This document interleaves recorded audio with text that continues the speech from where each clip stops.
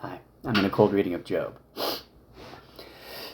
We're now at 32, Elihu's speeches. I may be getting that name wrong. Elihu responds to Job's friends. Job's three friends refused to reply further to him because he kept insisting on his innocence. Then Elihu, son of Barachel, the Buzite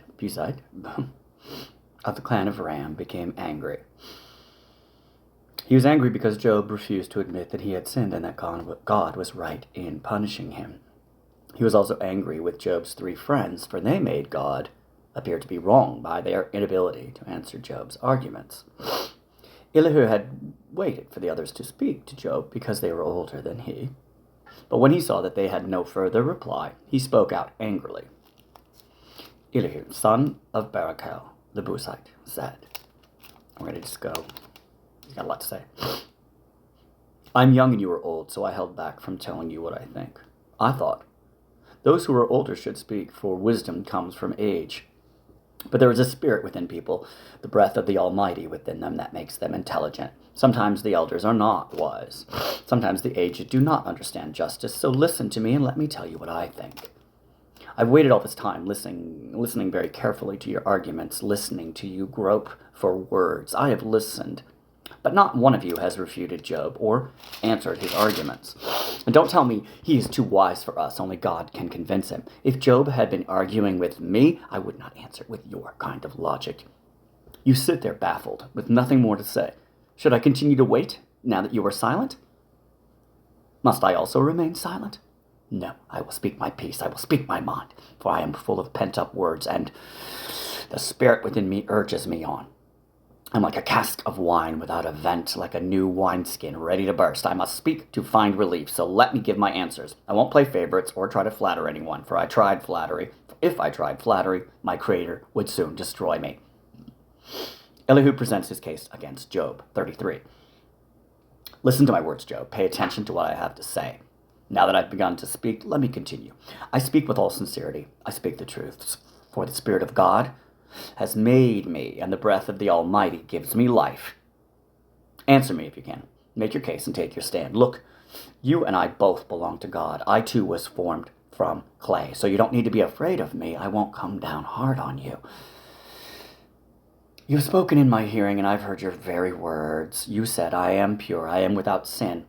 I am innocent, I have no guilt. God is picking a quarrel with me, and he considers me his enemy. He puts my feet in the stocks and watches my every mood. But you are wrong, and I'll show you why. For God is greater than any human being. So why are you bringing a charge against him? Why say he does not respond to people's complaints? For God speaks again and again, though people do not recognize it. He speaks in dreams, in visions of the night, when deep sleep falls on people as they lie in their beds. He whispers in their ears and terrifies them with warnings. He makes them turn from doing wrong. He keeps them from pride. He protects them from the grave, from crossing over the river of death. Or God disciplines people with pain on their sick beds, with ceaseless aching in their bones. They lose their appetite for even the most delicious food. Their flesh wastes away and their bones stick out. They're at death's door. The angels of death wait for them. But if an angel from heaven appears, a special messenger, to intercede for a person and declare that he is upright, he will be gracious and say, rescue him from the grave, for I have found a ransom for his life. Then his body will become as healthy as a child's, firm and youthful again.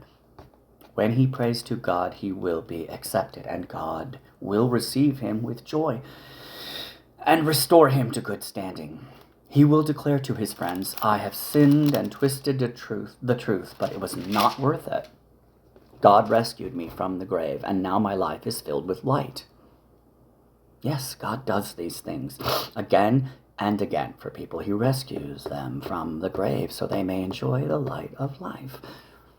Mark this well, Job. Listen to me, for I have more to say, but if you have anything to say, go ahead. Speak, for I am anxious to see you justified. But if not, then listen to me. Keep silent, and I will teach you wisdom. I'm going to go on one more. Elihu accuses Job of arrogance. Then Elihu said, listen to me, you wise men. Pay attention. you who have knowledge. Job said, the ear tests the words it hears, just as the mouth distinguishes between foods. So let us discern for ourselves what is right. Let us learn together what is good. For Job also said, I am innocent, but God has taken away my rights. I am innocent, but they call me a liar. My suffering is incurable, though I have not sinned. Tell me, has there ever been a man like Job with his thirst for irreverent talk? He chooses evil people as companions. He spends his time with wicked men. He has even said, why waste time trying to please God? Listen to me, you who have understanding. Everyone knows that God doesn't sin. The Almighty can do no wrong. He repays people according to their deeds. He treats people as they deserve. Truly, God will do no wrong.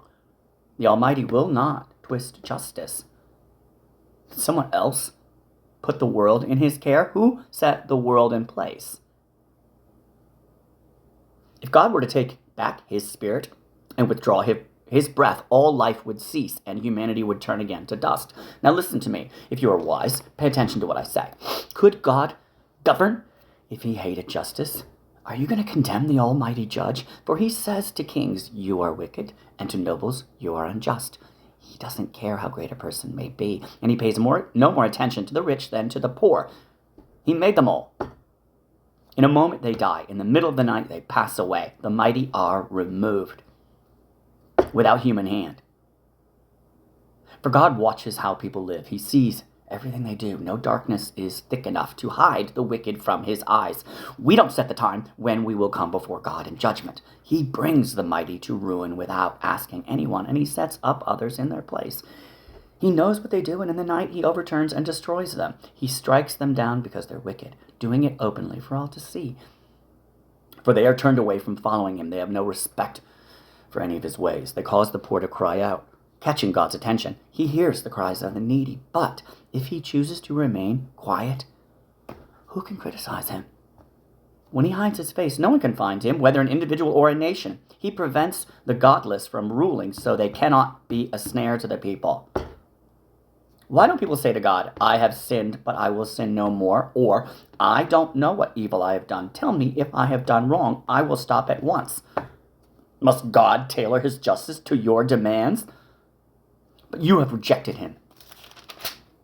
The choice is yours, not mine. Go ahead, share your wisdom with us.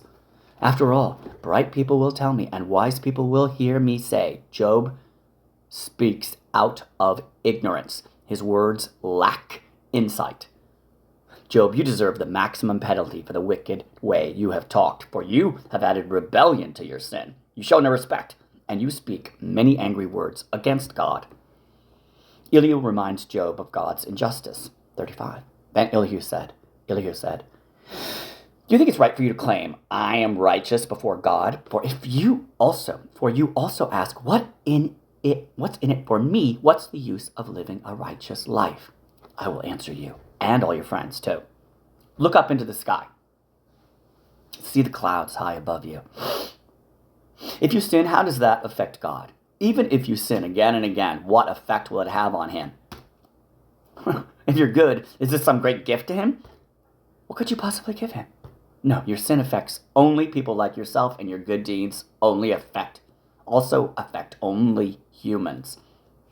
People cry out when they're oppressed. They groan beneath the power of the mighty, yet they don't ask, where is God, my creator, the one who gives songs in the night? Where is the one who makes us smarter than the animals and wiser than the birds of the sky?